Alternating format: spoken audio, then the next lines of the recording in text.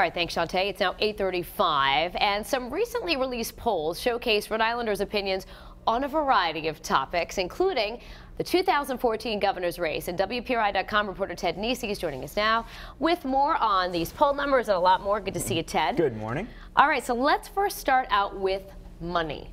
Obviously, right now, we still got months and months before the race really heats up. That's the big concern over who's got the most in their war chest. How are we looking with that? Well, they always say there's two campaigns for governor. The first year when you're raising money and quietly building support, and the second year out in public, TV commercials and all that. And the early winner there, no doubt, is Gina Raimondo, the state treasurer. She has $1.3 million in her campaign account. To put that in perspective, the number two fundraiser is Providence Mayor Angel Taveras. He only has about $400,000. A lot of money, but a big lead for Gina Raimondo.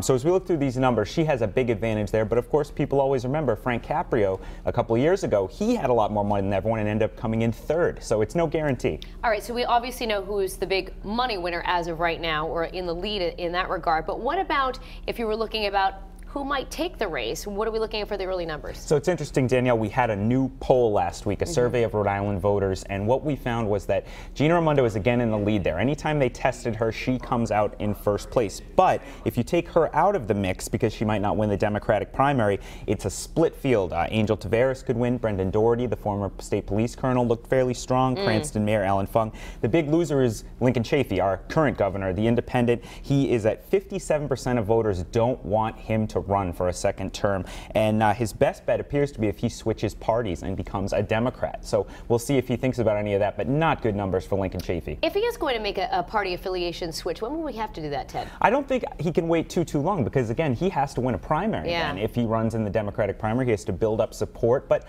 I think, you know, Rhode Island's a small state. You can do things a little more quickly than elsewhere, so I think he has till the end of this year. All right, another hot topic, certainly, especially over the last couple of months to a year, was our 38 Studios scandal in Rhode Island.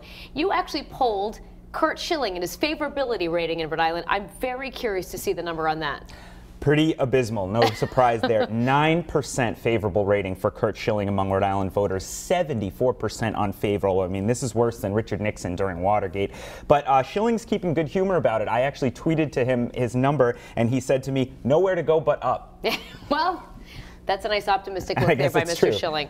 All right, before we head out, speaking of Twitter, you actually got a chance to sit down with the founder of Twitter? That's right. I interviewed him for Executive Suite, the new business show we're doing over on MyRI on Sunday nights. We sat down and I asked him, you know, Rhode Island's having all these economic problems. What can we do to support small businesses? And he said the first step is actually deciding you want to support small businesses. Make sure they have mentoring, support for equipment and space, and be a hospitable place for that. So maybe some advice for state leaders to take into heart. I bet it's a fascinating interview with him. Fascinating guy. He's not, as you can see, you saw him up there, he's not a super dynamic fellow. I asked him, I said, I've never interviewed a billionaire before. What's it like? He said, well, other than getting questions like this, it's not that different. Nah, I guess not. All right.